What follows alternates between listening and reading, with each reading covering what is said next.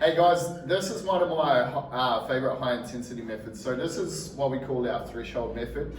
So what we're doing here is improving our body's ability to shuttle and use lactate to improve our high intensity output or our anaerobic threshold.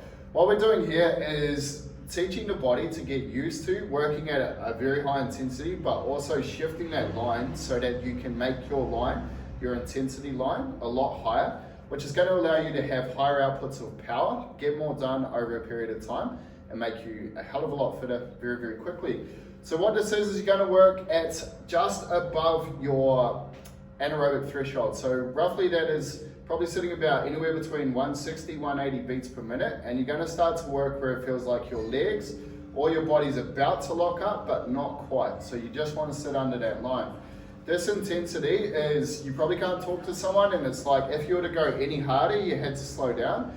But if you went any slower, you'd have to go a little bit faster. So Tyler's just going to demo this. What she's going to do is work at 3 minutes at that pace, keeping an eye on her heart rate monitor. If you're coaching this, ideally having a heart strap and keeping your eye on your athlete's intensity is going to be a lot more beneficial. If you're an athlete or if you're doing this, what you just want to do is make sure that you're working on that line.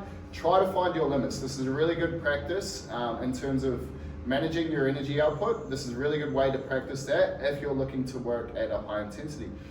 Tyler's going to jump on. She's going to start to find that line, working as hard as she can, just before she starts to have to slow down. Cool. So this method here, you're working anywhere between 3 to 10 minutes. As you go through a training phase, this duration is going to increase, but you should be able to start to get a higher output. Tyler's working really hard on this.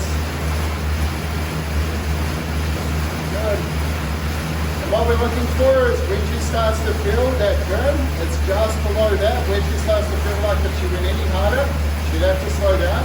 And we're just going to sit on that line. This is really good mental practice. This is really good for improving your output. Really good method for improving the top end of burns. How's that heart rate? Cool, so Tyler's sitting about 150. I want her to work a little bit harder now. Cool. Good.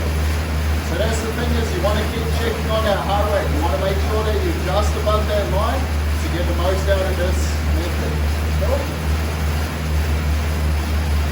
Cool, and then Tyler's going to rest there. So what we do is we work on that line. So right at that line, Tyler's just at about 177 beats. So that's probably about the line she wants to work at. Depending on the length of our interval, we're going to work at 3 to 10 minutes. And then she's going to recover, just active recovery. Cool. So same thing as all our recovery methods. We want to start getting our breath under control, start to control that energy, taking note of how we're feeling internally, and bring our heart rate down as fast as possible so that you can repeat these efforts more often, get more power output, and get more work done in a shorter amount of time.